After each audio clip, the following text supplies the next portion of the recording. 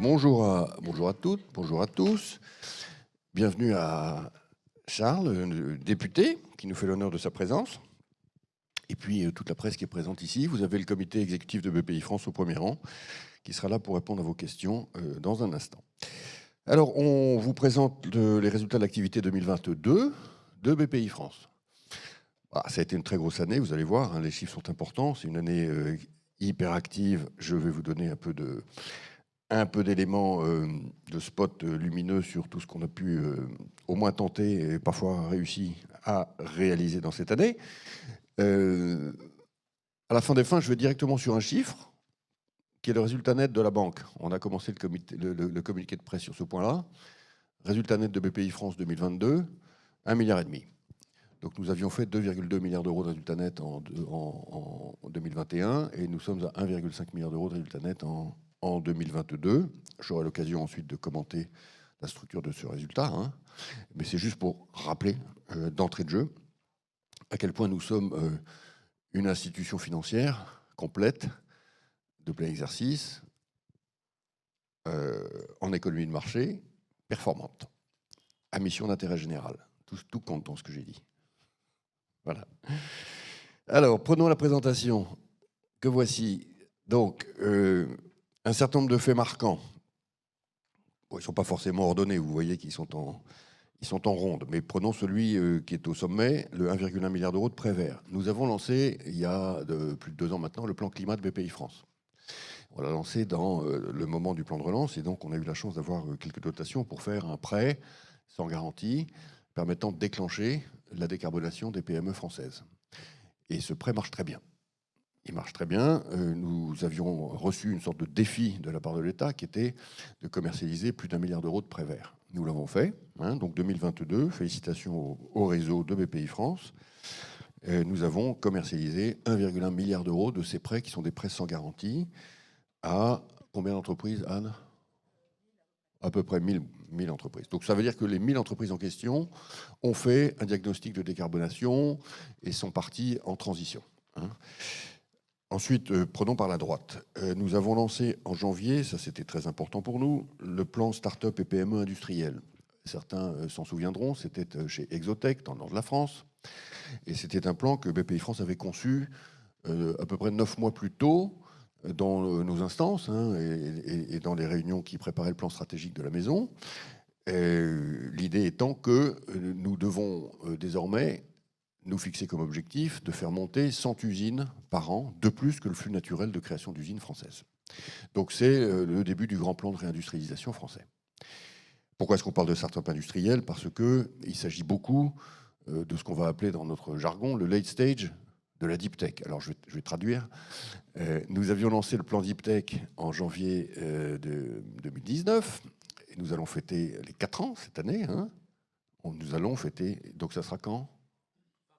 Fin mars. Donc fin mars, vous serez conviés à un nouvel événement qui sera l'anniversaire du plan Deep Tech. Ce plan Deep Tech était très important puisque c'est un plan qui nous permettait d'annoncer avec l'État un soutien majeur à la Deep Tech française et par conséquent aux chercheurs entrepreneurs.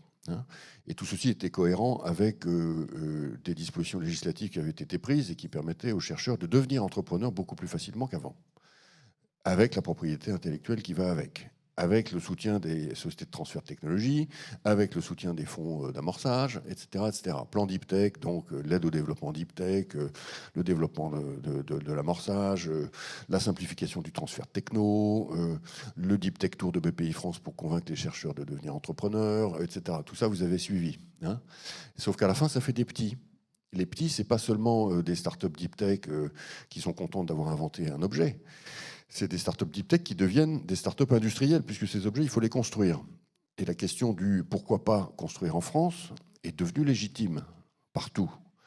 Il n'est plus objectif et inévitable que l'industrialisation de ces objets se fasse à Shenzhen, en Chine.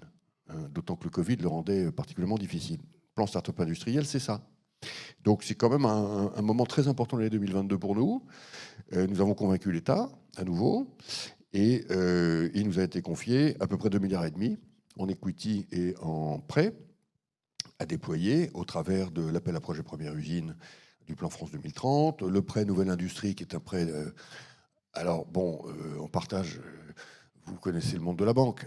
Honnêtement, un prêt sans garantie qui peut aller jusqu'à 15 ans, 3 ans de différé de remboursement et zéro collatéral, donc un prêt en blanc sur une aussi longue durée, c'est quand même musclé. Hein, c'est quand même musclé, voilà. Hein. Donc ça, c'est only in BPI France, franchement. Mais on est très content parce que c'est exactement ce que les industriels demandaient pour financer tout ce qui n'est pas collatéralisable, hein, c'est-à-dire toute la partie immatérielle du développement d'une nouvelle infrastructure industrielle. Donc ça, c'est le PNI.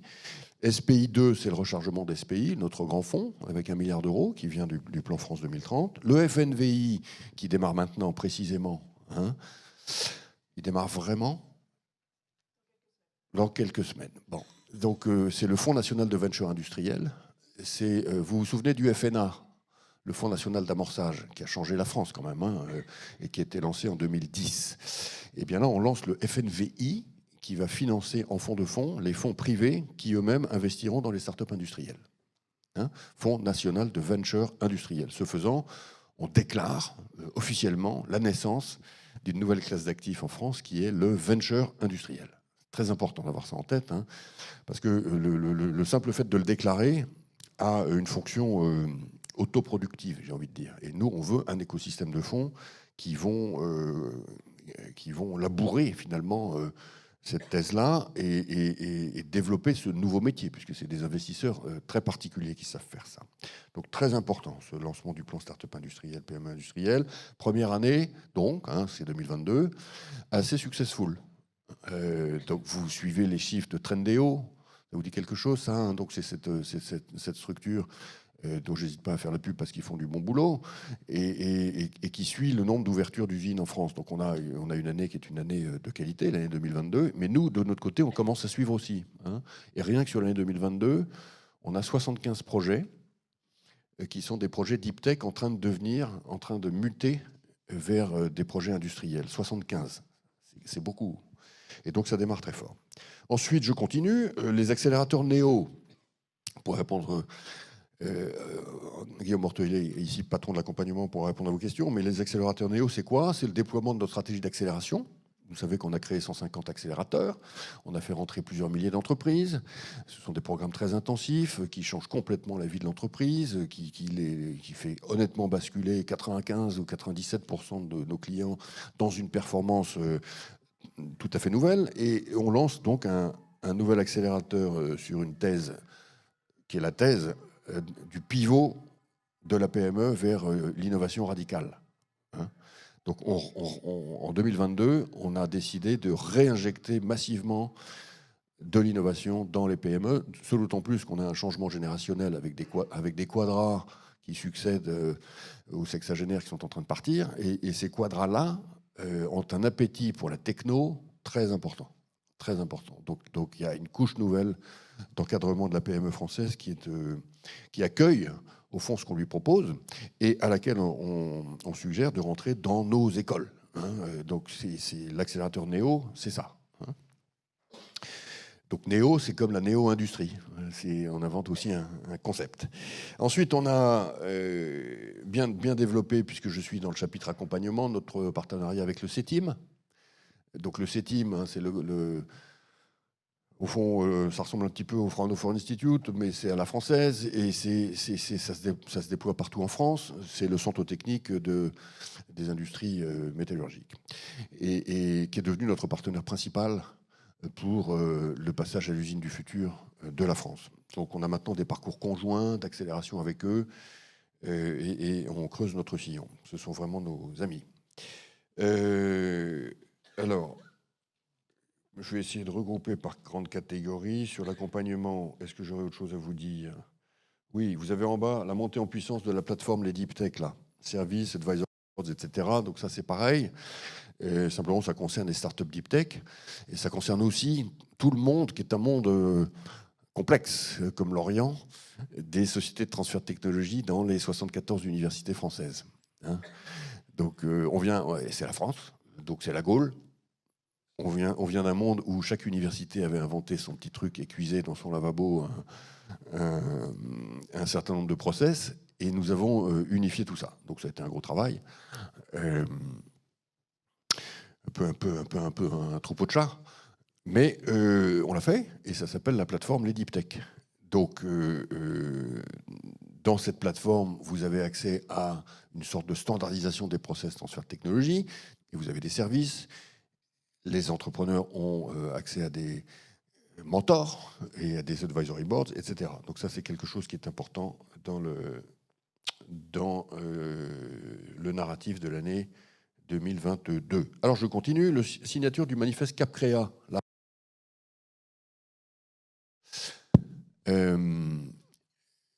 Donc là, on est dans la division entrepreneuriat pour tous, création d'entreprises. Vous savez que dans le plan stratégique de BPI France, on veut doubler le nombre d'entrepreneurs. On pense que la France est mûre pour ça. Hein, on pense qu'il y a énormément d'intentionnistes et que ces intentionnistes, il faut les convertir. Et que si on arrive à les convertir, on aura une France beaucoup plus équilibrée et probablement même beaucoup plus heureuse. Donc, on travaille avec tout un réseau d'associations qui font ça. On travaille avec aujourd'hui 350 associations à peu près, que nous finançons en subvention et que nous cofinançons avec nos prêts d'honneur. Eh bien, nous avons fait signer à ces 300 associations un manifeste commun, qui est le manifeste CapCréa, qui grosso modo dit, c'est le serment du jeu de paume, hein, nous ne nous arrêterons pas tant que nous n'aurons pas doublé le nombre d'entrepreneurs en France. Et donc là aussi, un petit côté troupeau de chats. Hein. Il a fallu convaincre en porte-à-porte beaucoup de monde. Tribute to Marie. Mais le moment était venu, en fait. C'était mûr. Je pense que si on avait fait ça il y a 2 ans, c'est impossible. Et 2022, c'était mûr. Hein. Donc c'est presque un message politique, ça, de savoir que c'était mûr. Et le manifeste est signé. Le manifeste est publié, on l'a montré au BIG, et maintenant c'est la longue route qui s'ouvre à nous, avec un objectif qui est un objectif très ambitieux. On le reconnaît, mais on aime ça. Ensuite, on a lancé la French Care. La French Care, donc vous connaissiez la French Tech, vous avez aimé la French Fab. French Fab, on va en reparler parce que c'est la priorité de l'année. Et nous avons lancé la French Care. La French Care, donc c'est le coq blanc, c'est la communauté des entrepreneurs du secteur de la santé, de la biotech, de l'accompagnement, du care. C'est au fond toute la communauté des entreprises et des entrepreneurs qui s'attaquent au défi majeur de la société française qui a déjà commencé, mais qui va maintenant s'accélérer dramatiquement, qui est le vieillissement. Hein. Donc il y a tout un pan de l'économie française qui va être l'économie de l'accompagnement, du vieillissement, non pas avec une vision pessimiste, dark du truc, hein, mais avec la reconnaissance du fait qu'il va falloir quantité de services, notamment digitaux, mais pas seulement. Voilà, et elle a très bien décollé, cette communauté French Care. Très, très bien décollé. Là aussi, c'était mûr. Hein. Ça ne l'était pas il y a 2 ans, et ça l'était absolument en 2022. On a beaucoup avancé dans notre stratégie de prêt direct aux TPE. Donc, je vous rappelle que BPI France, historiquement, et ses prédécesseurs, et antéprédécesseurs, ne touchaient le monde de la TPE que par la garantie des banques françaises, qui elles-mêmes, via leurs agences locales, et elles en ont des dizaines de milliers, touchent la TPE française. Hein. Et nous n'avons que 50 agences, et donc on ne peut pas physiquement toucher la TPE française. Sauf que depuis quelques années, quelque chose de neuf est arrivé qui s'appelle le digital, hein, et la fintech. Et donc, comme d'autres banques de développement dans le monde, je pense en particulier à la Banque de développement du Canada, nous avons décidé de développer un canal direct en plus du canal indirect. Le canal direct, c'est la garantie. On garantit, quoi, on va le voir tout à l'heure, hein, mais bon. Donc, via BNP Paribas, Société Générale, Crédit Agricole, nos grands partenaires, les plus grands partenaires étant Crédit Agricole, BPCE. Hein. Et puis, il y a un canal direct qui est un canal digital, avec nos plateformes. C'est BPI France FinTech. On a fait une conférence de presse en décembre là-dessus. Je ne sais pas si vous vous en souvenez, où on a donné beaucoup de détails sur nos outils. Bon, et l'année 2022, c'est l'année où on décide de baptiser notre banque en ligne pour les TPE. Ça s'appelle BPI France Flash. Flash, pourquoi ? Parce que c'est du prêt direct, sans garantie, à toute vitesse. Hein ? C'est pas plus compliqué que ça. Plateforme dans laquelle on va trouver le prêt Action Climat qu'on vient de lancer pour les TPE, le prêt France Num de digitalisation des TPE, les prêts qui sont financés par les conseils régionaux pour les TPE sans garantie, et puis les prêts d'honneur de la création d'entreprise. Voilà, je continue. Et vous pouvez considérer que c'est un peu décousu, mais en fait, c'est tout l'univers de BPI France qui est sous vos yeux, là. Hein. Nous avons créé le club des investisseurs Cornerstone. Alors ça, c'est quoi? Donc, la French Tech, vous avez bien vu, les startups françaises ont levé 14 milliards d'euros en 2022. 14 milliards d'euros. Hein. Et bon, elles avaient levé 2 milliards d'euros en 2013, donc, ou même moins que ça. Hein. 1 milliard d'euros en 2013. Et donc, la progression, la boule de neige, elle est juste extraordinaire. À un moment, il va y avoir un exit boursier, au moins pour une partie d'entre elles, qui sont les plus valeureuses et disons, les licornes. Et pour ça, il faut qu'on réussisse la cotation à Paris. Il faut qu'on réussisse la cotation sur Euronext. Ça serait quand même un crève-cœur que l'exit de cette magnifique histoire française de la décennie passée se fasse à New York, hein, ou à Amsterdam. Donc il faut que ça se fasse en France. Et pour que ça se fasse en France, il faut qu'il y ait une nouvelle catégorie d'investisseurs qu'on appelle les cornerstones, pierres d'angle, qui vont investir dans des entreprises tech cotées en capital patient. C'est-à-dire qu'ils ne vont pas revendre tout de suite, comme des hedge funds. Hein. Parce que si c'est le cas, après chaque cotation, on va avoir moins 10, moins 15, moins 20%. Ce qui sera dramatique pour la réputation de la place financière de Paris. Donc il faut qu'on ait une communauté d'investisseurs dans la tech cotée à Paris. Voilà. Et donc pour ce faire, on laboure toutes les grandes institutions financières parisiennes, et on a créé ce club des investisseurs Cornerstone pour les préparer à ce qui va être leur responsabilité quand les cotations vont arriver, c'est-à-dire 2024 probablement, hein, pour les premières. Et pour ça, on leur présente les plus belles startups françaises, très à l'amont, pour créer le désir et l'accoutumance, d'une certaine manière. Et je dois dire que ça marche bien. Donc on a eu la présentation de Docto, la présentation de Dataiku, la présentation de Content Square, etc. Toutes les de Miracle, toutes ces sociétés qui sont parmi les plus belles signatures de la tech française. Club des investisseurs Cornerstone, auquel de facto participent tous les grands investisseurs institutionnels parisiens.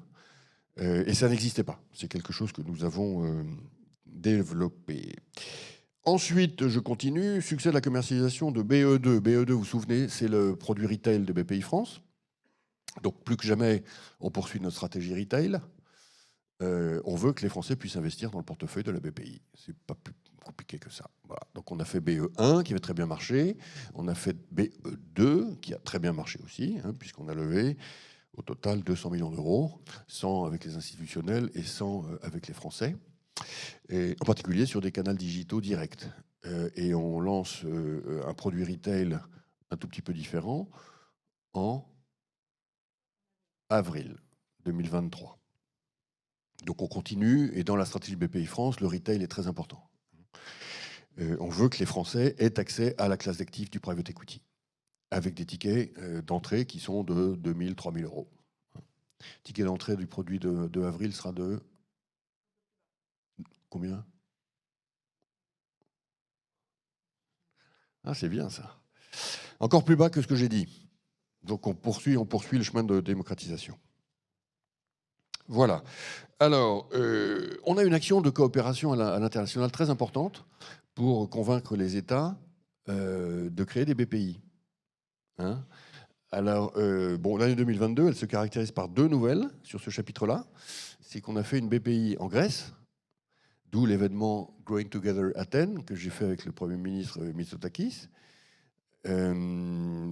Ambiance formidable, je dois dire. Hein, très bon souvenir pour toutes les équipes qui ont préparé ça. Et puis, on a fait une BPI en Côte d'Ivoire. Et on va le faire de plus en plus. Hein. On a en fait un flux entrant de demandes, puisqu'on a une petite équipe de coopération, hein, qui est très important. Alors, puisqu'on est sur l'Afrique, on a fait la 2e édition de Big Africa. Donc, vous connaissez toutes et tous Big. Eh ben, on fait un Big en Afrique tous les ans. Hein, et on avait fait à Abidjan, et là, cette fois-ci, on a fait Casablanca. Et il y avait plus de 1000 entrepreneurs africains et français, avec toute la sauce secrète de l'événement Big, qui fait qu'à la fin, les gens repartent ultra boostés et très heureux. Bon, alors, grande année de l'industrie pour nous, 2022. Hein, on a investi 1,3 milliard d'euros en capital, en equity dans l'industrie française. C'est quand même des gros chiffres. On y reviendra tout à l'heure, je vais passer en vue les métiers, mais 1,3 milliard d'euros investis en capital dans l'industrie française en 2022. Bon, il y a là-dedans un gros ticket qui est la montée en puissance de BPI France dans le capital d'Alstom, qui a été annoncé la semaine dernière. Mais la position, nous avions commencé de la construire en 2022 et ça compte dans le milliard 3. Mais enfin, pour l'essentiel, c'est quand même tout le tissu économique français qui a été financé en equity direct par BPI France. Hein. Et ça, c'est les investissements directs. Il n'y a pas la partie investissement fonds de fonds qui, par ailleurs, est très importante. France 2030. France 2030, BPI France, acteur majeur, principal opérateur de France 2030.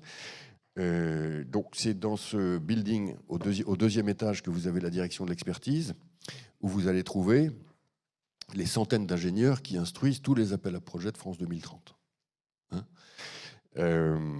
quand vous regardez le total de ce qui a été engagé, décidé sur l'année 2022 sur France 2030, 80% a été et est toujours instruit, puis ensuite orchestré et piloté, puisqu'il y a des étapes, il y a des milestones, par les équipes qui sont ici, Boulevard Haussmann. Hein. Pour toute la partie qui est la partie appel à projet, qui représente un gros 60% de France 2030. Pour la partie bottom-up, bah, c'est pareil. Là, pour le coup, ce sont les agences de BPI France qui, pour l'essentiel, reçoivent les entrepreneurs, les propositions et distribuent les outils de France 2030. Donc France 2030 nous occupe énormément. Enfin, il faut que vous ayez conscience de ça. C'est vraiment... et d'ailleurs, c'est pas un hasard si c'est au cœur du plan stratégique de la maison, puisque ça va nous accompagner pendant de nombreuses années. Voilà, je termine ce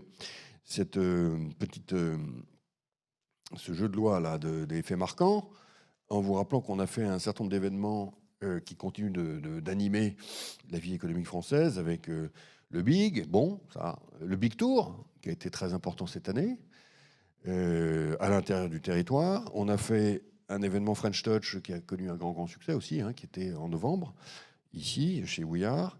On a fait notre événement Deep Tech, la Deep Tech fait son Big, avec les PhD français. Et puis on a fait notre événement climat qui s'appelle le jour E, sachant que le prochain événement climat jour E sera le 4 avril à Paris. Voilà. Alors ça, c'est une petite introduction en mode pyrotechnique. Maintenant, on va se concentrer sur le plan climat, d'abord.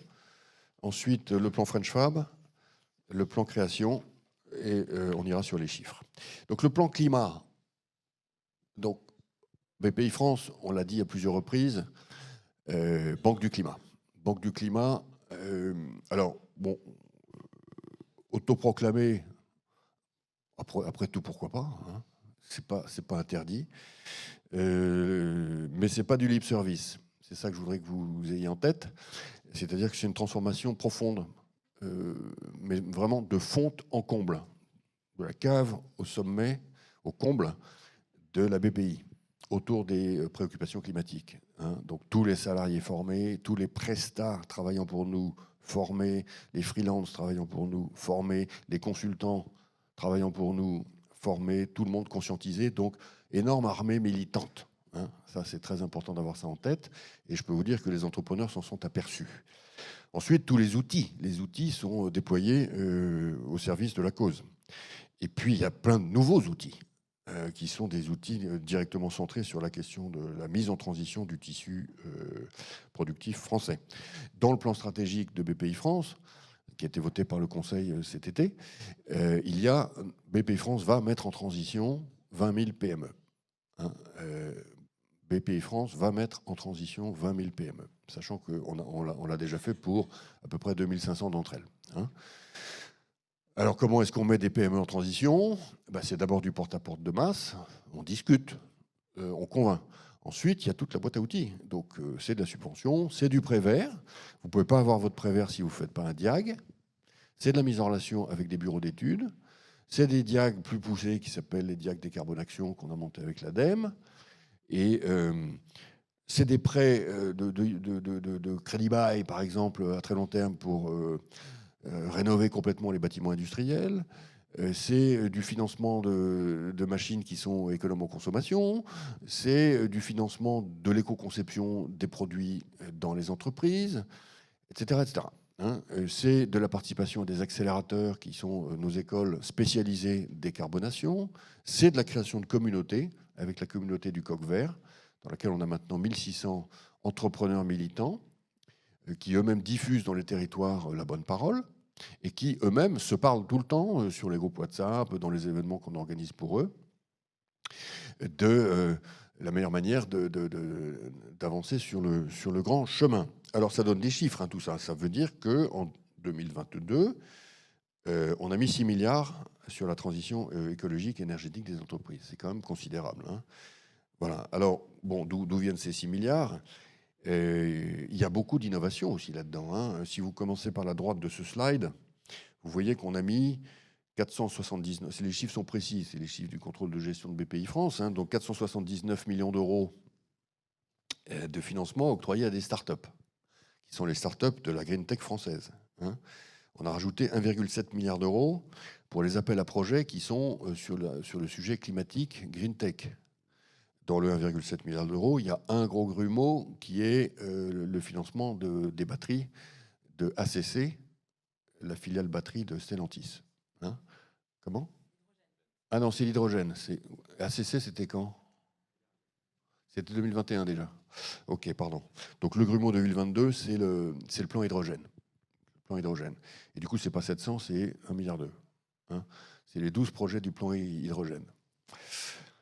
Donc 479 pour les startups Green Tech, 1,2 pour le plan hydrogène, 500 pour toutes les autres startups en subvention. Et puis ensuite, on finance en dette, cette fois-ci, en crédit à long et moyen terme, avec des prises d'hypothèque, l'éolien et le photovoltaïque français. On en a fait pour 1,2 milliard cette année. On a toujours été une très grande banque du financement de la transition énergétique, avec nos partenaires, hein, 1,2 milliard. Ensuite, on a investi en direct 487 millions d'euros en faveur de la transition énergétique des entreprises. Donc ça, c'est nos fonds spécialisés equity qui investissent dans des développeurs de la transition énergétique française et dans toutes les entreprises qui tournent autour de cet écosystème. Ça, c'est chez José Gonzalo. Et puis ensuite, on a fait beaucoup de fonds de fonds en finançant des fonds privés, parisiens ou régionaux, à impact, travaillant sur les sujets de la transition climatique.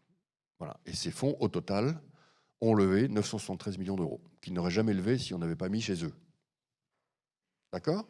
Donc tous les métiers de BPI France sont concernés, comme vous pouvez le voir. Le fonds de fonds, le direct, le crédit, l'accompagnement, j'aurais pu citer la garantie, et le financement d'innovation chez Paul-François Fournier. C'est pour ça que quand je dis que c'est du sol au plafond, que tout le monde y est, c'est le cas.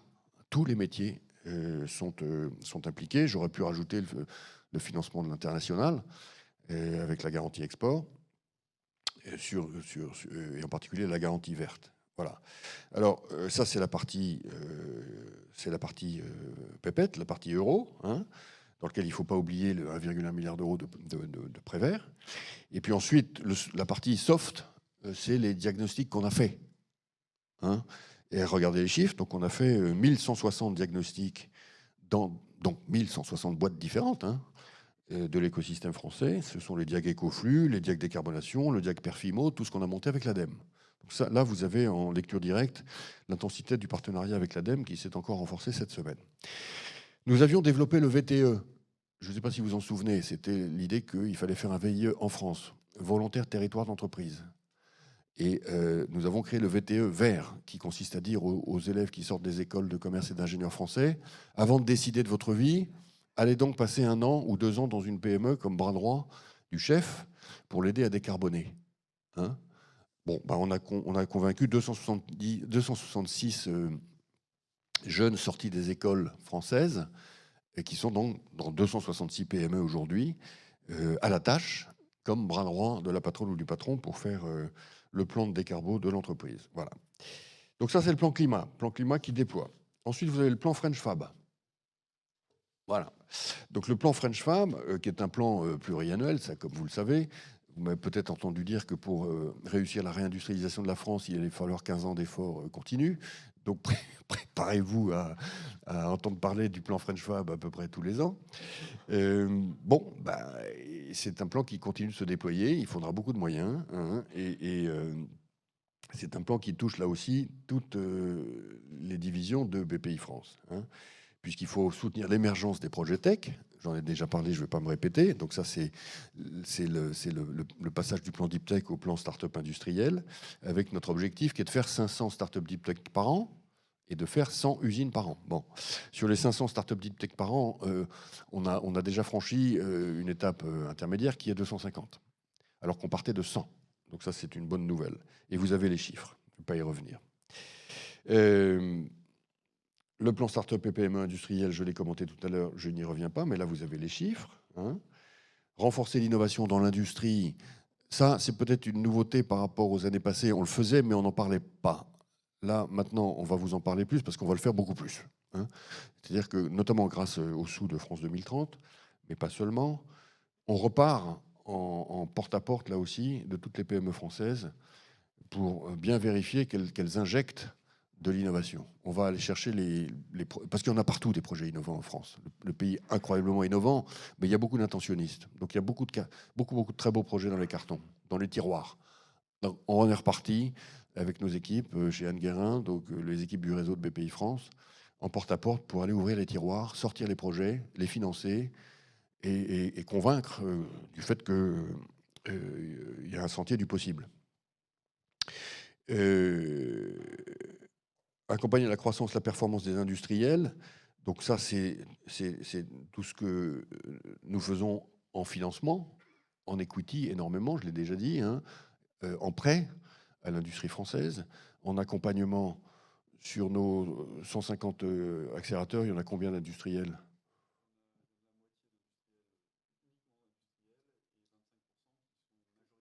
C'est ça. Donc la moitié des accélérateurs de BPI France, c'est que de l'industrie, et 25%, c'est majoritairement de l'industrie. Donc c'est quand même, à la fin des fins, pourquoi est-ce qu'on vous montre un slide sur le plan French Fab ? C'est que la BPI est une très grande banque de l'industrie. C'est 65% de nos fonds propres. C'est évidemment, j'ai envie de dire 95% de notre activité de garantie publique à l'export, hein, et de notre financement export. C'est 25% de nos prêts, alors que c'est 10% du PIB. C'est 75% de l'accompagnement. Et en financement de l'innovation chez France 2030, grosso modo, c'est 75% de France 2030, l'industrie. Hein. Et donc, comme vous le voyez, tous nos métiers sont concernés par l'industrie. Industrie qui, donc, maintenant, est nativement décarbonée aussi. Hein. Donc, tout s'emboîte. Donc, très grande banque de l'industrie. Banque de la tech, bien sûr, ça tout le monde le savait, mais les gens avaient presque oublié qu'on était une énorme banque de l'industrie. Et que les équipes de BPI France ont littéralement l'industrie dans les tripes. La communauté du coq bleu, elle se développe beaucoup. Hein. On a maintenant 10 000 membres, augmentation de 20% par rapport à l'année dernière. Et ça, c'est très important, parce que le coq bleu, c'est l'oriflamme de fierté. Or, pour relancer l'industrie française, il va falloir aller chercher profond dans les moteurs de la fierté collective. Voilà. Donc c'est pour ça qu'on pousse le coq bleu à fond, qui n'est pas une marque de la BPI, qui est la marque France de l'industrie. Hein, ce n'est pas un label non plus, c'est juste le maillot de l'industrie française.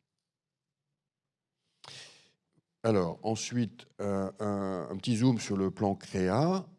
Donc, j'ai déjà commenté le fait que nous avions créé le consensus autour du manifeste, hein, avec nos 27 partenaires qui eux-mêmes couvrent 350 associations. Ça représente 55 000 bénévoles quand même, hein, toutes ces associations. Elles ont 3 000 implantations, elles ont 5 000 permanents, donc c'est un gros réseau. Hein, juste à titre de comparaison, notre réseau à nous, en région, c'est 1 200 personnes. Là, le réseau sur lequel on s'appuie, qui dépend fondamentalement de BPI France, hein, associatif, pour accompagner la création d'entreprises dans les territoires, c'est 5000 personnes, c'est 5 fois le réseau de BPI France, et c'est 55 000 bénévoles. Voilà. Bon, sachant que si on veut doubler le nombre d'entrepreneurs, c'est ça qu'il va falloir augmenter très significativement, partout, dans tous les territoires. Pour que personne ne puisse dire « Ah, ben, je ne sais pas comment faire, je ne suis pas accompagné, je sais même pas qui appeler. » Bon, il s'agit au fond, avec nos partenaires, de créer quelque chose qui ressemble à une version très moderne d'un service public de la création d'entreprise. C'est ça qui est dans le plan stratégique de BPI France.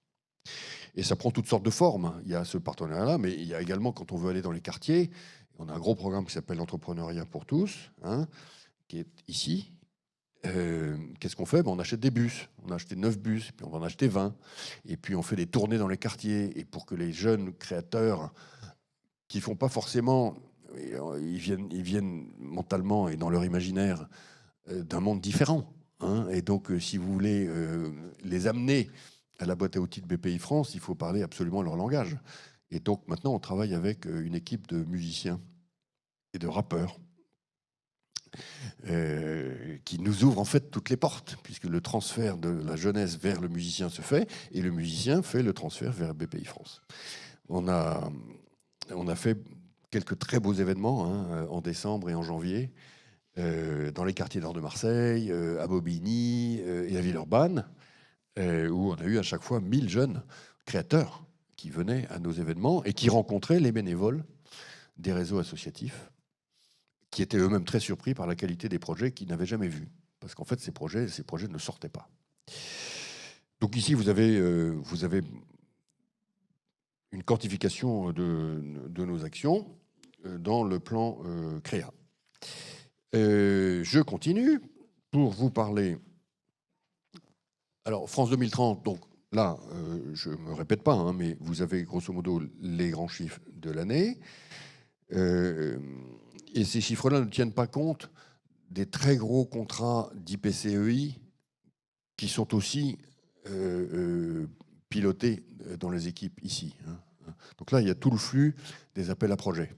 Mais il y a, par exemple, il n'y a pas la très grosse subvention qui est faite à ST Microelectronics, annoncée par le président de la République en juillet dernier, mais qui est pourtant, juridiquement et du point de vue du suivi des milestones, suivi par les équipes de Paul-François Fournier qui sont ici au deuxième étage.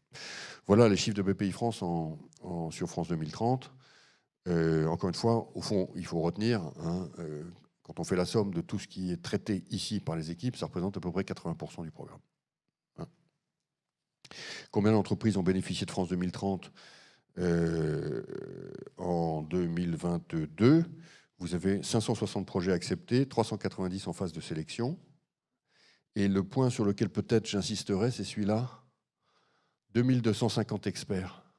C'est-à-dire que comme France 2030 est fondée sur une exigence de la part de l'État qui est il faut que dans tous les comités de décision, il y ait 3 experts indépendants, il a fallu créer, et c'est les équipes d'ici qui l'ont fait, un pool de 2260 experts, tiers, privés, qui est maintenant une communauté, et qu'on va gérer d'ailleurs comme telle. Une de plus, on aime bien gérer les communautés. Et ça s'est fait en 1 an. Ça, c'est quand même un fait marquant de l'année. Bon, BPI France, acteur de la souveraineté. Donc ça, c'est notre fonction fonds souverain, et qui est très importante, évidemment, puisqu'elle mobilise des capitaux énormes. On a investi 4,9 milliards d'euros. C'est 11% de plus qu'en 2021, avec du capital innovation, du capital développement, du fonds de fonds, massif dans 87 fonds privés. Nous avons fait beaucoup de sessions, nous faisons tourner le portefeuille. Et puis vous avez quelques logos sur des gros investissements de l'année. Vous voyez qu'avec notre fonds LAC, on a investi dans SPI et dans SEB en 2022. Avec le fonds French Tech Souveraineté, dont nous sommes opérateurs, on a investi dans EuroAPI, qui est la spin-off de Sanofi. Et on a investi dans Flying Whales. Ce sont 2 exemples parmi d'autres. Flying Whales, c'est les dirigeables du sud de la France. Avec le fonds Large Venture, qui est notre fonds de scale-up qu'on avait créé en 2013, on était un peu précurseur à l'époque. Hein. On a remis 100 millions d'euros dans Doctolib cette année. Et puis, on a investi dans la grosse levée de Pascal. On vous donne aussi des exemples sur notre fonds défense. On a un fonds défense qui s'appelle Definvest, qui nous a permis d'investir là aussi dans le quantique, dans Candela. Au travers de nos différents fonds, en fait, on est investi dans quasiment toutes les startups du quantique françaises. Et puis, on a investi dans le groupe HPM. Voilà. Alors, donc maintenant, les chiffres. J'étais un peu long sur ces intros, mais après tout, c'est la vie de la maison. On commence par le financement. Donc, vous avez le communiqué de presse avec les tableaux qui ne changent pas par rapport à l'année dernière. C'est toujours les mêmes tableaux jaunes, hein, où vous avez les chiffres. Donc, le financement, on est à un peu plus de 17 milliards d'euros de total de financement cette année 2022. Hein. C'est des crédits à moyen et long terme. C'est la queue du plan Covid, avec encore des prêts rebonds, un tout petit peu de PGE, et puis c'est des crédits court terme. Et quand vous faites la somme, vous arrivez à ces chiffres-là. Combien d'entreprises en ont bénéficié ? Eh bien, vous avez ça dans votre tableau, dans le communiqué de presse. Hein. 6153 entreprises ont bénéficié de nos prêts à long terme, à moyen et long terme. Un autre 6000, ce n'est pas les mêmes, ont bénéficié de nos crédits court terme. Et puis, il y a encore 1300 entreprises qui ont bénéficié de la queue des mesures d'urgence de 2020. Donc ça, c'est en très forte baisse. Hein. Voilà, donc 11% de croissance du crédit à long et moyen terme, c'est quand même une très belle croissance pour une banque. Et 15% de croissance du crédit court terme, c'est aussi une très belle croissance. Ça, c'est le financement. Ensuite, vous avez la garantie. Alors, la garantie, voilà. Donc, la garantie, nous sommes à 15% de croissance, hein, puisque nous avons garanti 8,2 milliards d'euros de prêts, qui représentent 62 000 prêts. Donc ça, c'est les TPE. C'est de la création d'entreprises, c'est de la transmission, c'est du développement. Donc on est passé de 45 500 TPE à 62 300. Bon, qu'est-ce que ça veut dire ça ? Ça veut dire que le PGE, c'est du passé, et on revient à l'activité normative de la garantie de BPI-France, mais avec un rebond qui est beaucoup plus important que ce que nous avions prévu. Hein ? Il est vrai qu'on a simplifié le produit aussi, hein, mais on a des partenaires bancaires qui sont très, très habitués à appuyer sur le bouton, puisque je vous rappelle que c'est un extranet et que c'est automatique. Hein. Donc les banques appuient sur le bouton BPI France et obtiennent la garantie dès lors que le prêt est inférieur à 150 000 euros. Donc très forte croissance de la garantie. Le PGE, lui, bon, là, il s'agit des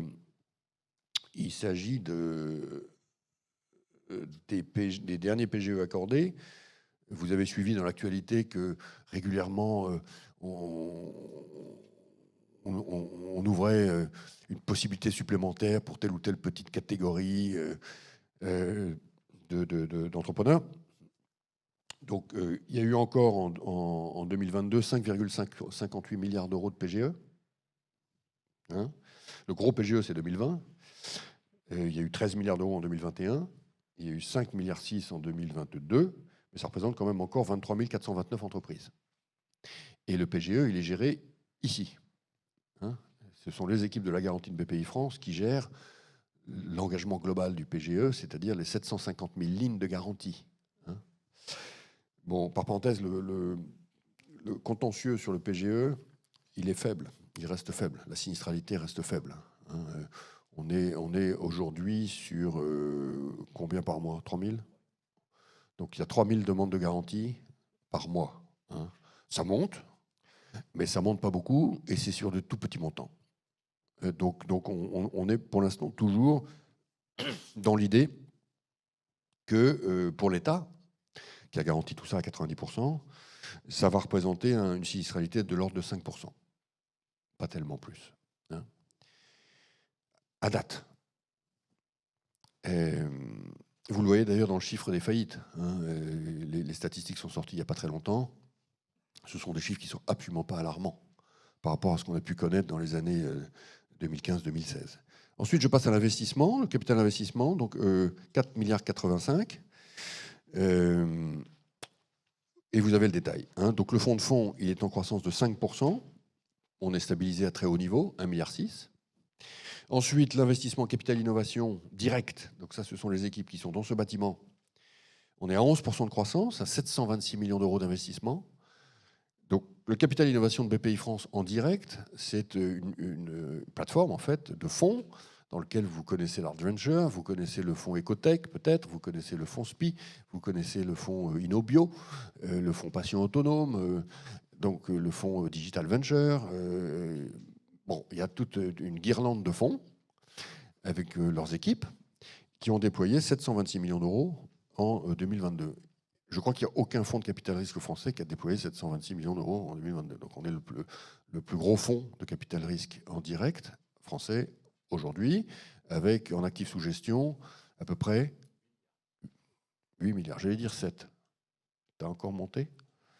Bon, 8 milliards d'euros d'actifs sous gestion du fonds BPI France Capital Risque, on va l'appeler comme ça. Hein, direct. Donc ça, c'est les équipes qui sont ici au 2e étage. Très actives. On voit à peu près tout passer.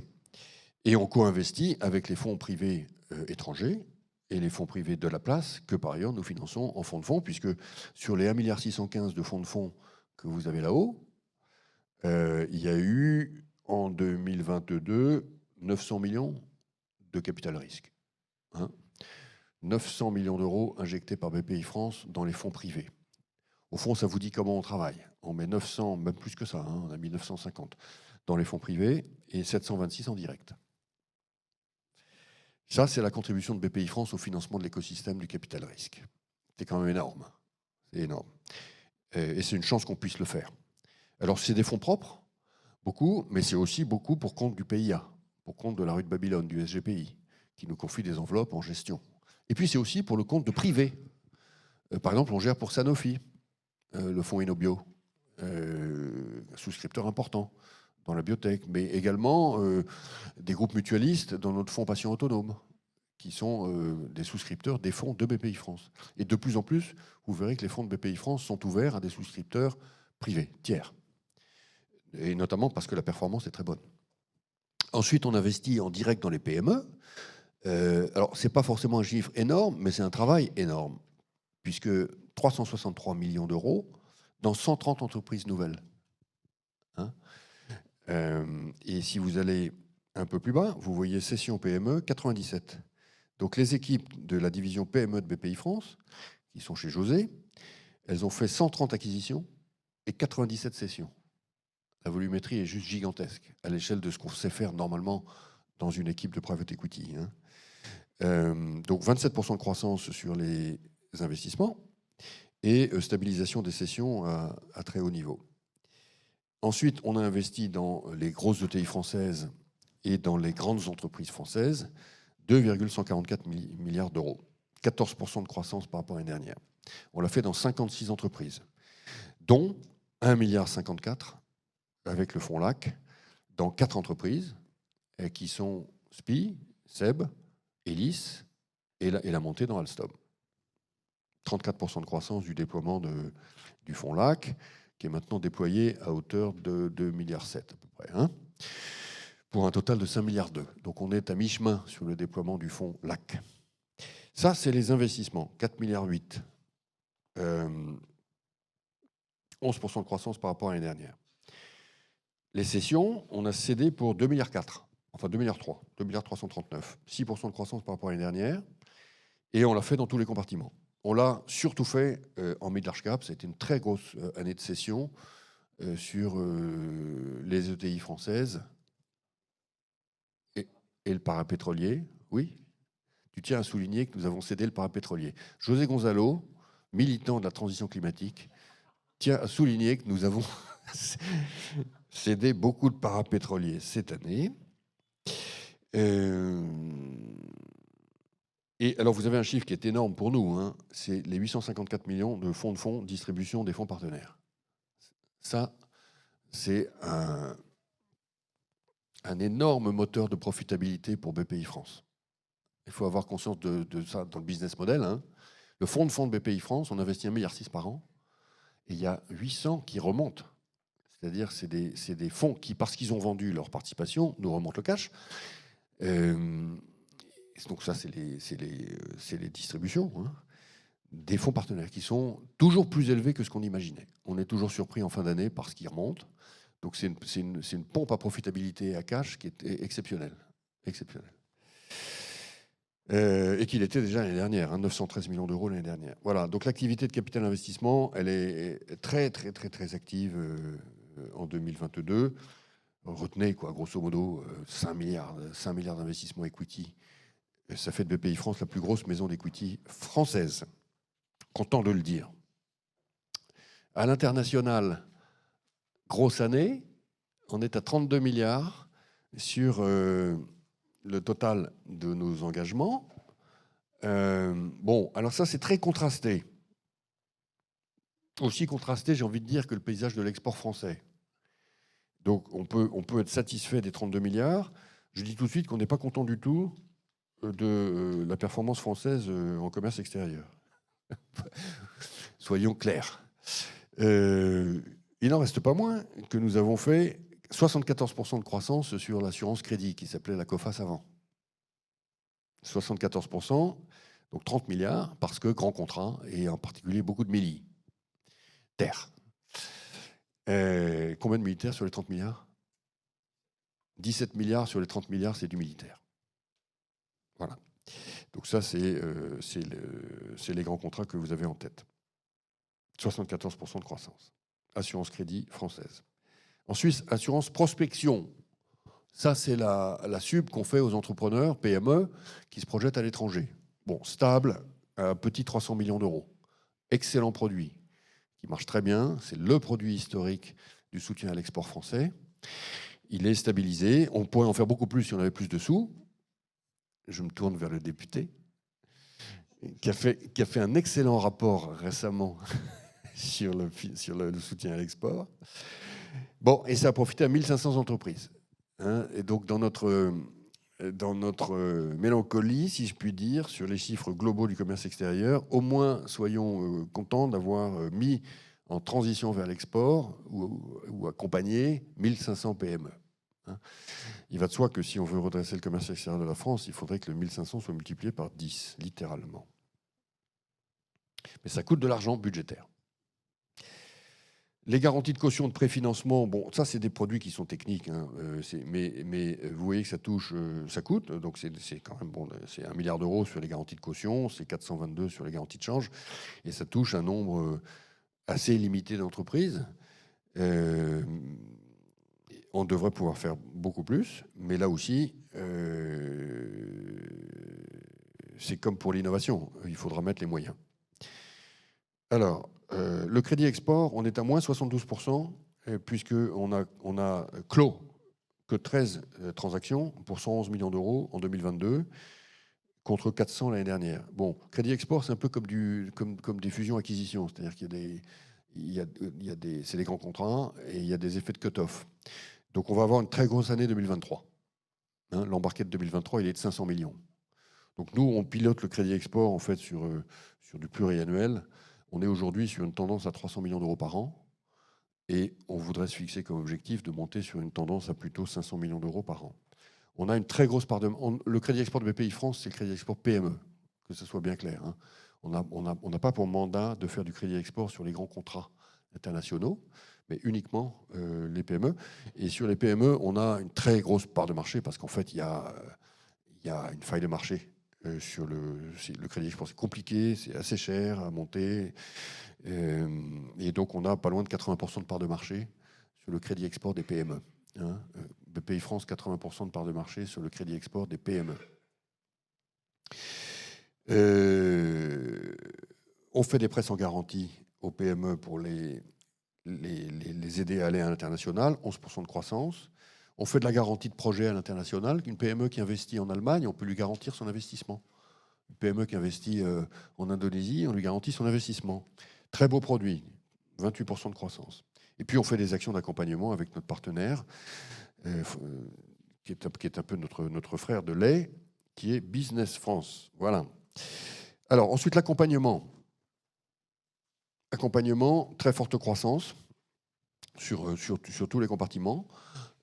Donc on a fait rentrer dans nos accélérateurs 1026 entreprises nouvelles.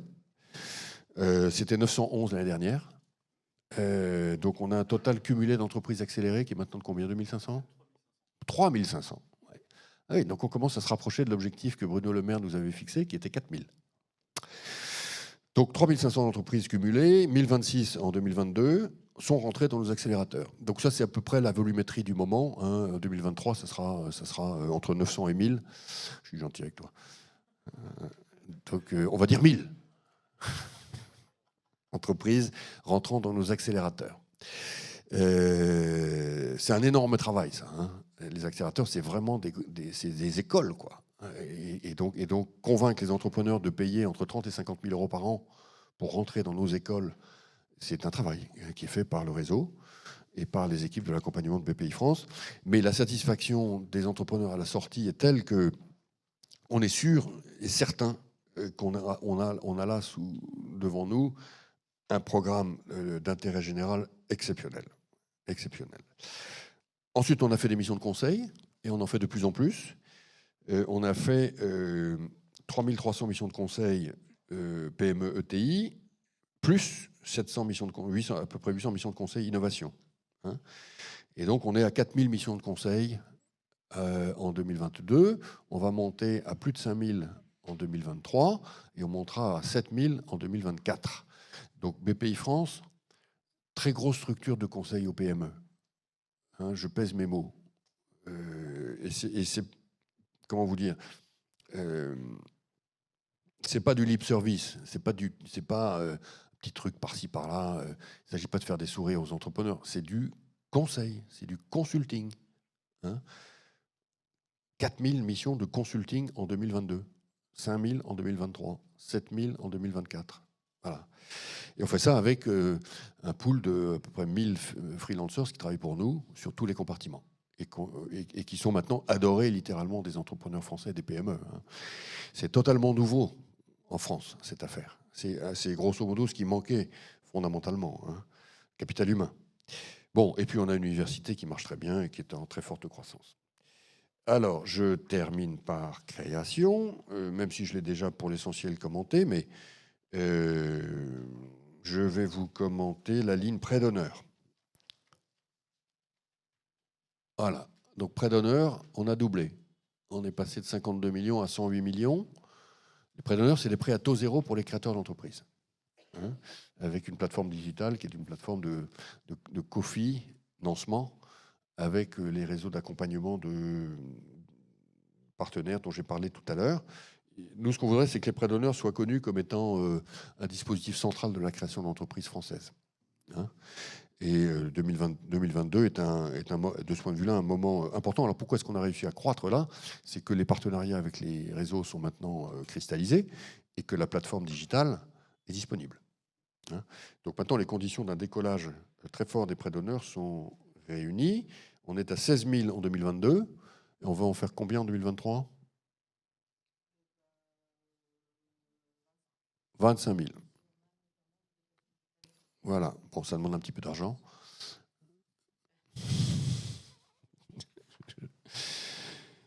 Voilà ce que je voulais vous dire, grosso modo, sur les chiffres de l'année. Donc, pour résumer, croissance sur tous les compartiments, sauf sur certains petits produits de l'export, pour des raisons budgétaires. Économie française sous-jacente, très actif, très actif. Bon, contexte début 2023, économie française encore actif, bon.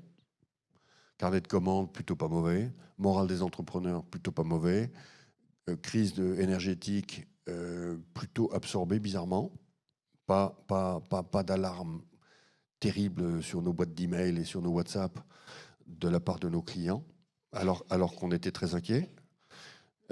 Guichet PME, électricité, maintenant bien connu et bien déployé.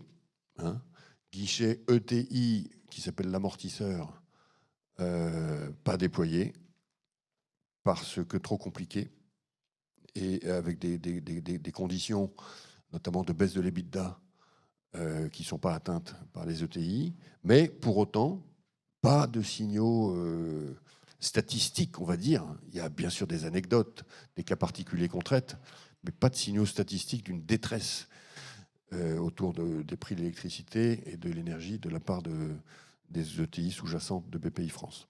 Hein. Donc on démarre en 2023, qui va être encore pour BPI France une année forte. Hein. Donc on sera en croissance sur le crédit. On se stabilisera à 5 milliards d'euros sur les fonds propres. C'est déjà énorme.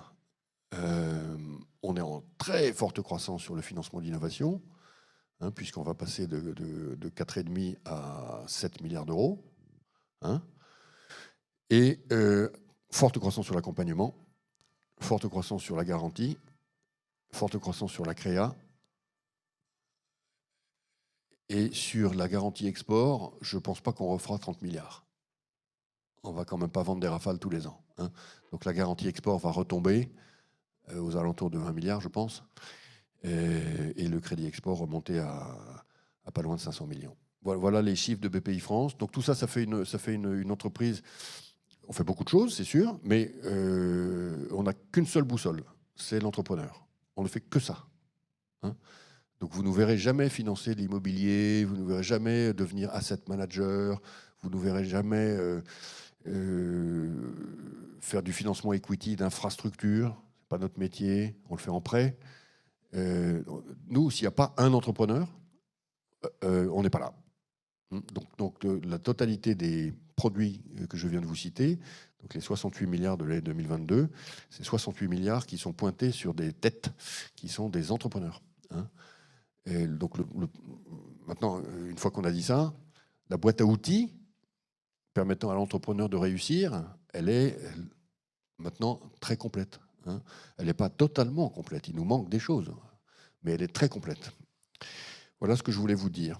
Merci beaucoup. Donc on va passer aux questions. J'étais un peu long et vous avez le comité exécutif au premier rang. Salut, merci d'être venu.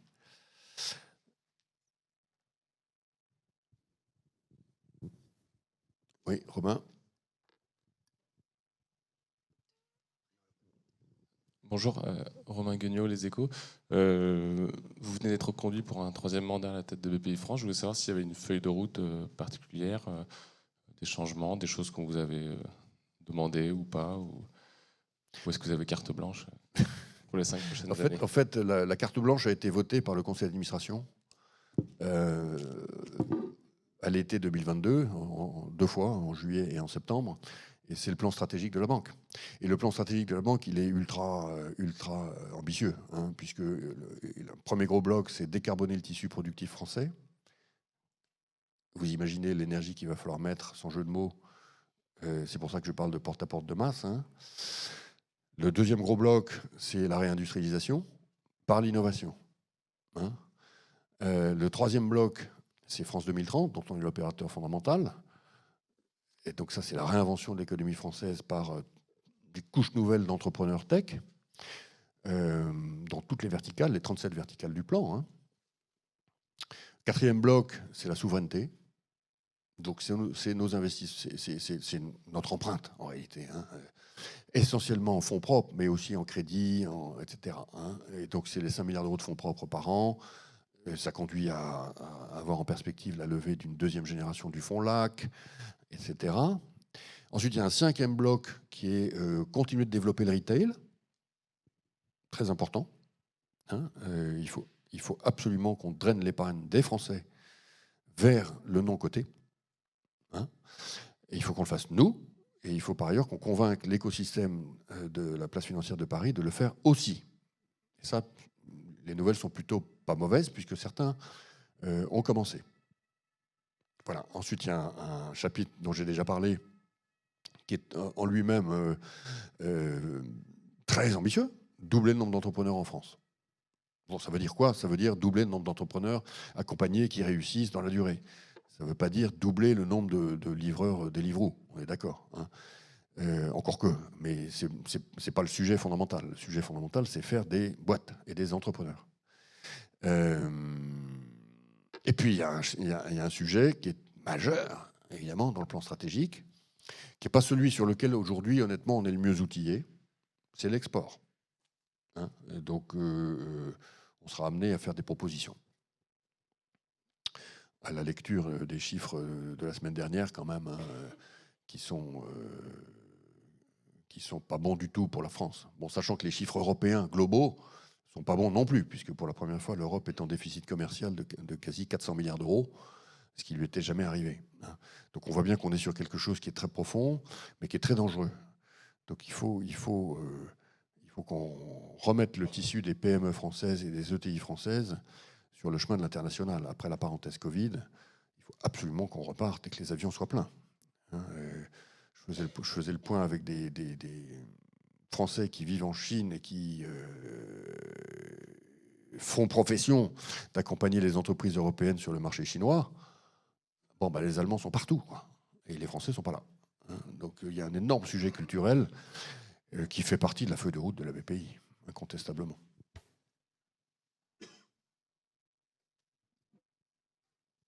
Question bonus, pardon. Juste sur le chiffre, le 1,5 milliard des résultats nets. Le 1,5 milliard de résultats nets, juste expliquer en fait comment on en arrive à 1,5 milliard. Oui, très bonne question, bien sûr. Chiffres, donc 500 millions des 1,5 milliard, c'est la mise en équivalence de ST Microelectronics. Hein, puisque nous avons 2 participations qui sont mises en équivalence dans nos comptes, parce que nous avons une influence stratégique, qui sont ST Micro et Eutelsat. Donc 500 sur 1500, c'est ST Micro. Ensuite, sur le milliard restant, pour résumer, 80% c'est les fonds propres, 20% c'est le crédit. Hein, et les fonds propres, c'est quoi? C'est des plus-values de cession, et c'est les distributions du fonds de fonds. Donc l'activité d'equity, elle est extraordinairement profitable. En moyenne, on génère une performance qui est de 1,7 fois de multiple à la sortie, aussi bien sur le capital risque chez Paul que sur le capital développement PME chez José, et que sur le fonds de fonds de facto. Hein.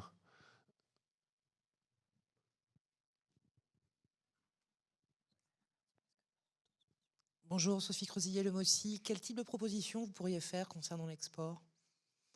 La question, c'est la puissance du moteur. On voit bien que les outils, grosso modo, on les a. Maintenant, il faut simplifier les produits. Dans un certain nombre de cas, ce sont des produits très administrés. Ils sont trop compliqués pour les entrepreneurs. Et c'est des produits qui sont pour partie subventionnels. Donc il faut de l'argent, il faut du budget. Hein. Et il n'y en a pas beaucoup. Pour résumer, c'est ça. Hein. Ensuite l'armée des militants de l'export qui est dans le réseau de BPI France, elle est là, arme au pied. Hein. Bon, peut-être pour terminer, il faut aussi oser dire que nos entrepreneurs doivent bouger. Et se bouger. Hein. On a une culture export qui est insuffisamment développée en France.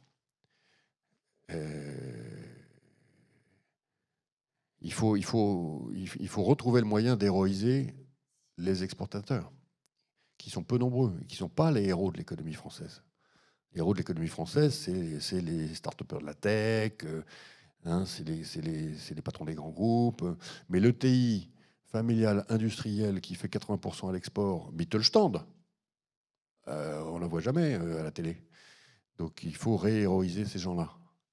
Parce que le combat est culturel, en fait, hein, beaucoup. Quand vous regardez le top 500 qui était dans les Échos ce week-end, fait par Statista, le top 500 de la croissance, j'ai regardé ligne à ligne. Combien étaient les entreprises qui avaient un potentiel export sur le top 500 de la croissance? 3. C'est-à-dire que le top 500 de la croissance française, c'est que des entreprises tournées vers la France. C'est quand même un problème. Ça veut dire que la France ne se tourne pas vers le monde. Donc ce combat culturel, il est majeur. On a gagné le combat culturel de la French Tech, c'était un combat culturel. Hein. On est en train de gagner la French Fab, et la French Fab, c'est la base même du redémarrage de l'export. Hein, c'est pour ça qu'il faut mettre les feux sur la réindustrialisation, qui permettra de relancer une culture de l'export et encore une fois une héroïsation de ce rapport au monde.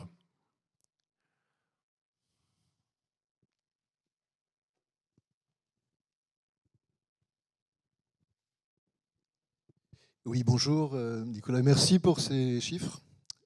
Est-ce que vous pensez, que je parlais de Business France tout à l'heure, est-ce que l'activité actuelle et les relations que vous pouvez créer avec vous, avec Business France et les entreprises, peuvent peut-être répondre à cette question?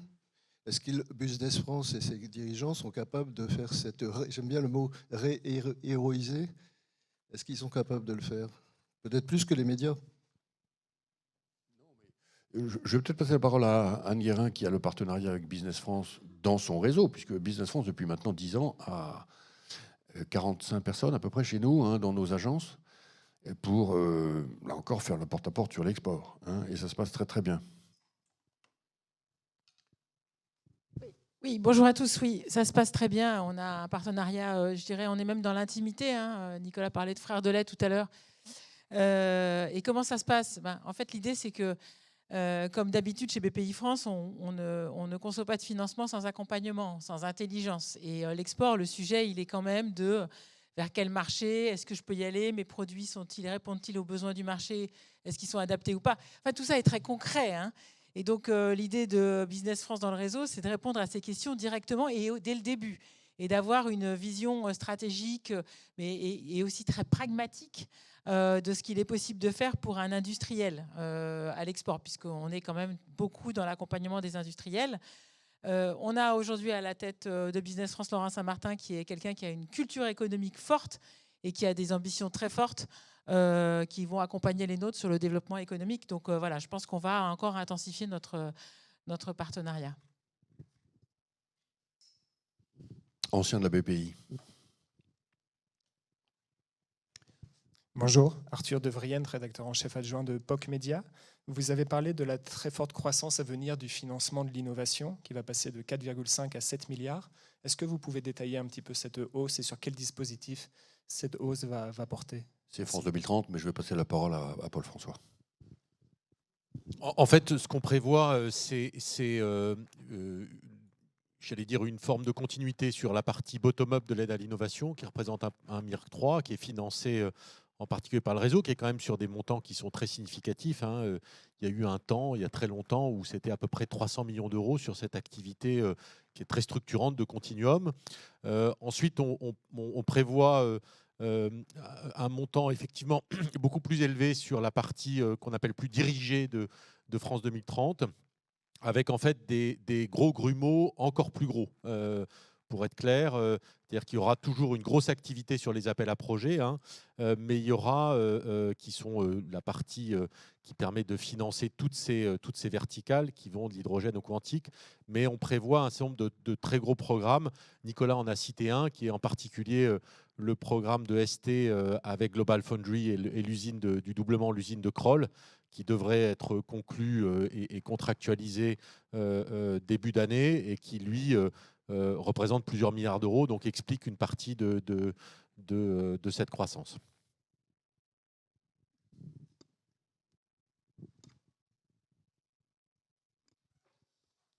Bonjour, Camille Wong des Échos.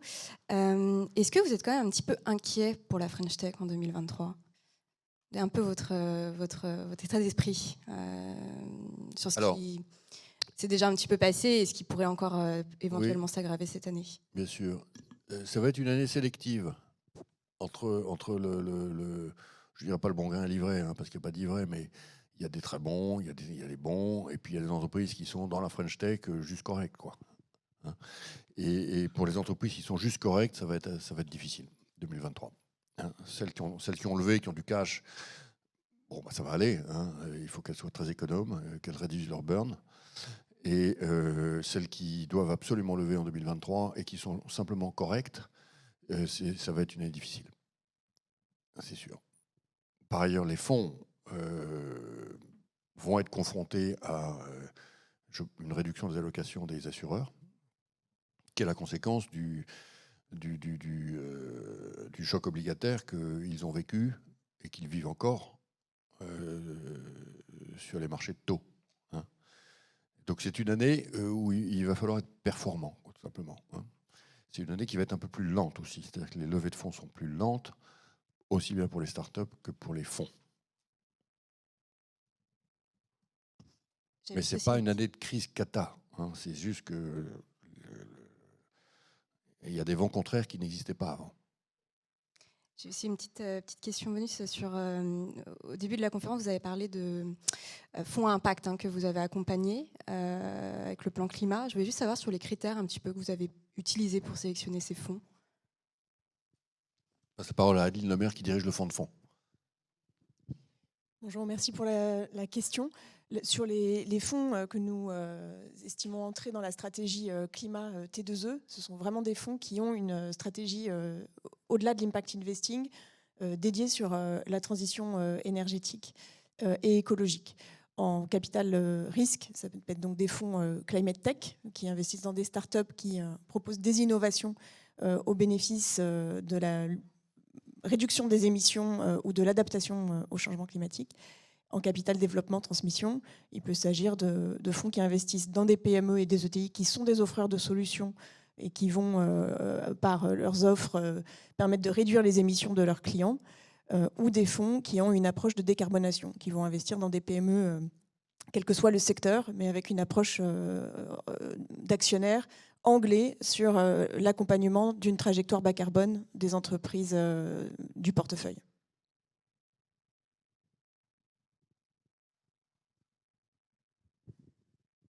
Bonjour, Auguste Grillon-Dumoulin pour Citywire. Vous avez parlé en début de conférence de la naissance d'une nouvelle classe d'actifs, le venture industriel, avec le lancement d'un fonds national. Est-ce que vous pouvez nous donner plus de détails dessus et nous dire si vous avez déjà des objectifs en termes de levée ou autre? Le fonds, il fait 350 millions d'euros, hein, et il va investir dans des fonds. Donc, dans combien de fonds va-t-il investir? On va dire peut-être entre 10 et 15. Bon, maintenant, il faut qu'il y ait 10 à 15 équipes privées qui sachent faire ce métier. C'est tout le sujet. Hein. Nous, on sait le faire au travers de notre fonds SPI, Société de Projet Industriel. On fait ça depuis des années.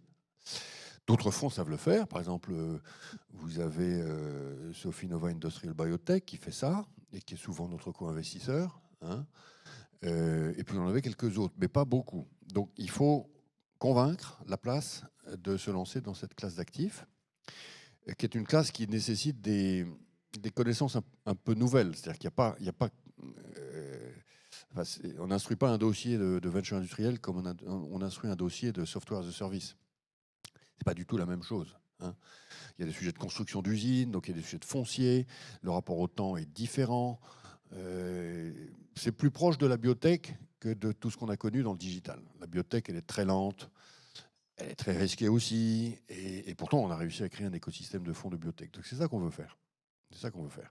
Et parmi les premiers en Europe à faire ça. Hein. Il faut avoir conscience. Je pense d'ailleurs qu'on peut même dire qu'on est les premiers à avoir structuré une action complète en la matière. Maintenant, on n'est pas du tout au bout du chemin. Hein. Il va y avoir beaucoup de projets, énormément de projets d'entrepreneurs qui veulent monter leurs usines, qui veulent industrialiser. Donc il va falloir trouver des friches, et puis il va falloir financer les lignes pilotes, il va falloir financer les premières phases d'industrialisation. Tout ça c'est complexe, hein, mais ça ne nous arrête pas. Et avec donc Paul François qui est à la manœuvre, Guillaume en accompagnement, Anne sur le financement, on a une très belle boîte à outils. Hein. On a une très belle boîte à outils. Voilà ce que je peux vous dire. Hein. Si tu veux rajouter quelque chose sur le résultat de la première année, les 75... on a 75 projets sur lesquels on est déjà en ambiance de venture industrielle, j'ai envie de dire. Hein.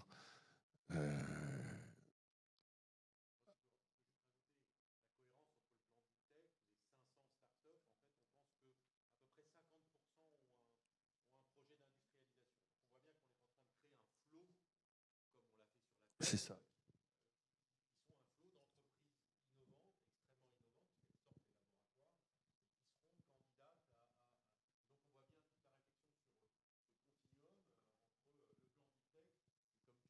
La réindustrialisation, en particulier ce plan de réindustrialisation.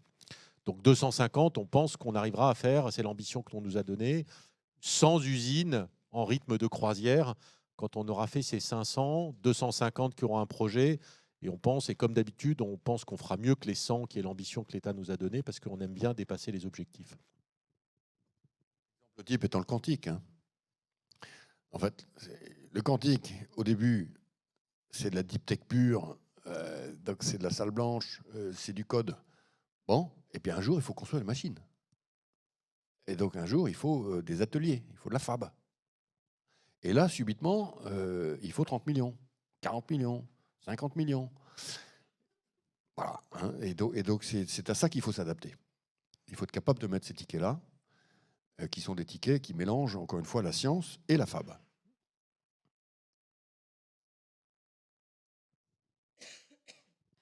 On a quelques questions de journalistes à distance. Jean-Philippe Brally de Newstank. BPI France se présente comme la banque du climat.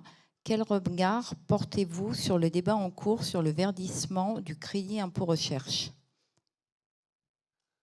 Alors, je ne veux pas m'élever au-dessus de ma condition, puisque c'est une initiative parlementaire. Hein. Je pense que... bon, on est dans un pays qui est prix Nobel de reporting et qui a tendance à rendre la vie impossible aux entrepreneurs quand il impose des conditions à ces dispositifs publics. Donc je pense pouvoir dire à titre strictement personnel que l'idée est peut-être bonne, mais la traduction de l'idée en dispositifs pragmatiques qui ne ralentissent pas les entrepreneurs me paraît sujette à caution.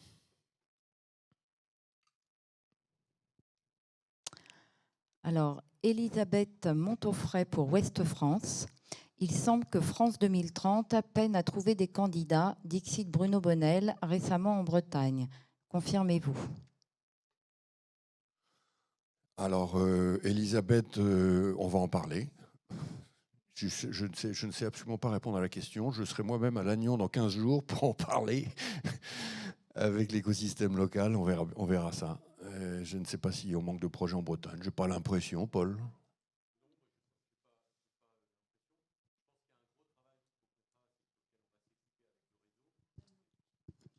Un gros travail qu'il faut qu'on fasse encore plus, c'est effectivement d'amener encore plus de PME sur ces dispositifs. Donc c'est l'objet de nos réflexions sur le plan innovation des PME, où on a tout un continuum de bottom-up, mais sur lequel effectivement France 2030 peut leur permettre de financer des innovations. Et donc ça, on peut dire qu'évidemment, on doit pouvoir faire encore mieux et on est en train de se structurer pour répondre à ce challenge. Une question de Marion Kindermans pour Les Échos. Comment expliquez-vous que le coût de l'énergie ne soit pas une inquiétude majeure pour les entreprises? C'est une question à tiroir, il y en a plusieurs. Vous évoquiez l'amortisseur peu utilisé ou trop compliqué pour les ETI. Est-ce à dire que le danger est passé? On est en phase d'analyse de ce qui se passe, en effet, et qui est un peu contre-intuitif par rapport à ce qu'on avait anticipé. Alors, bon, les catégories explicatives, on les a en tête. Beaucoup s'étaient couvertes.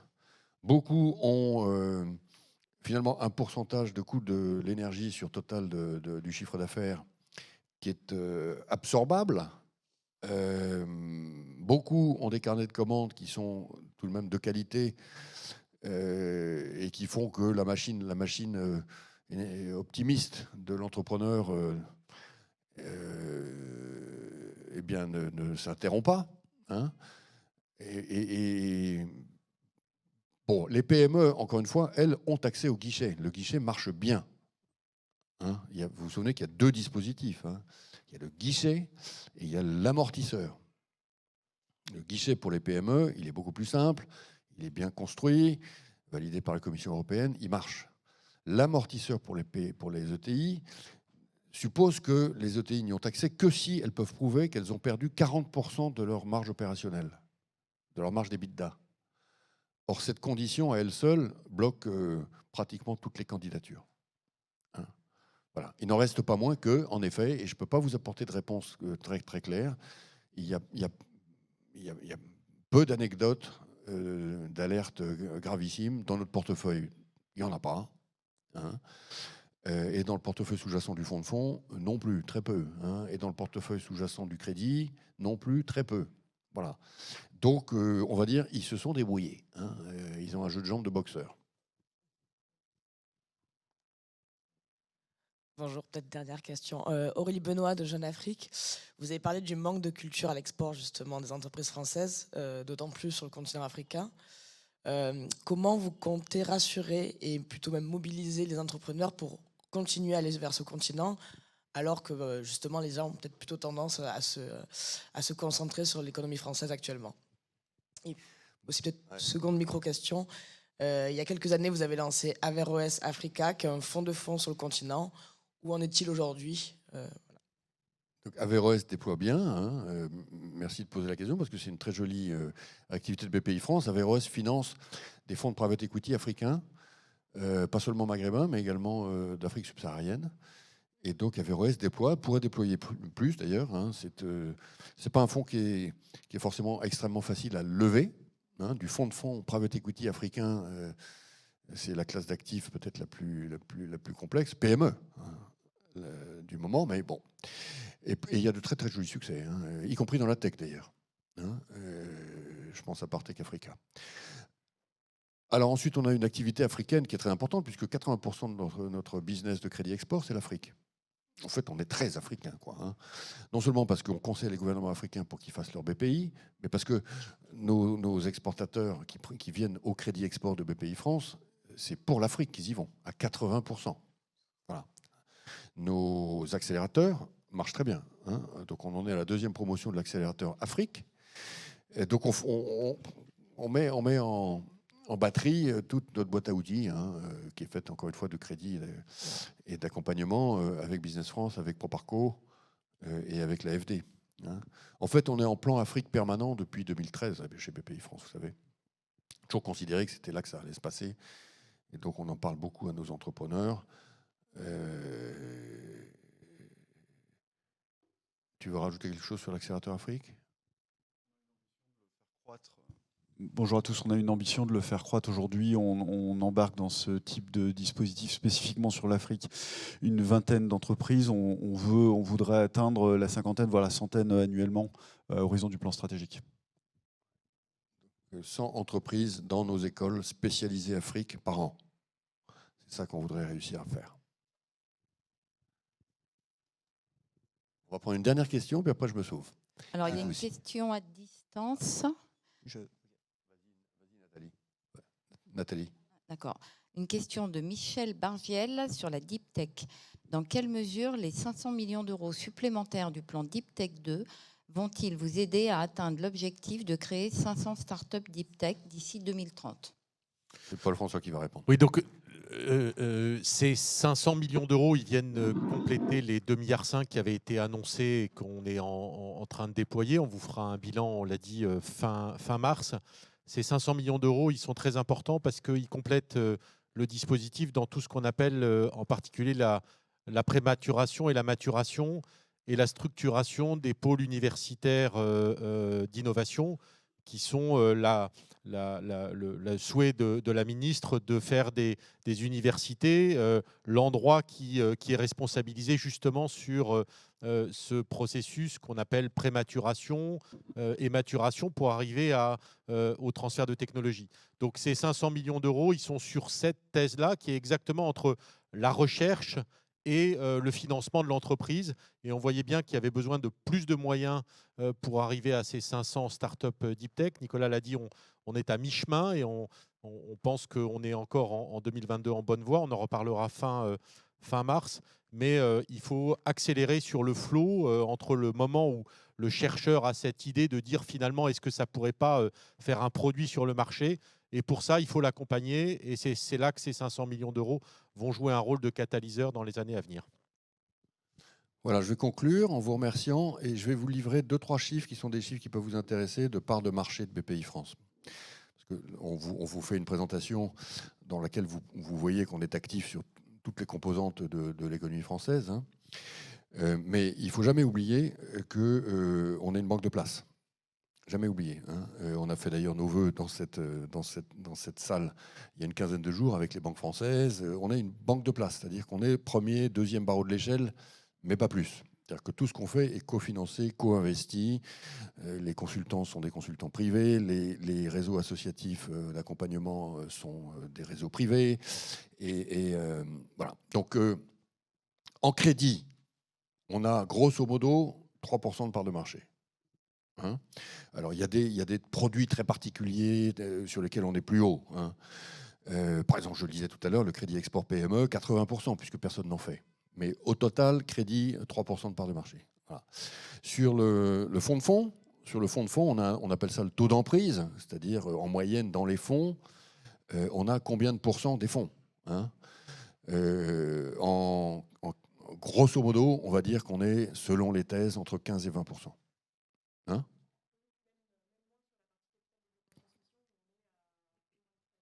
Voilà. Capital développement, PME, familial classique, 13. Capital risque, selon les thèses. Amorçage, on monte au-dessus de 20. Capital risque, on descend en dessous de 20. Donc en moyenne, 20%. Hein. Investissement direct dans les startups.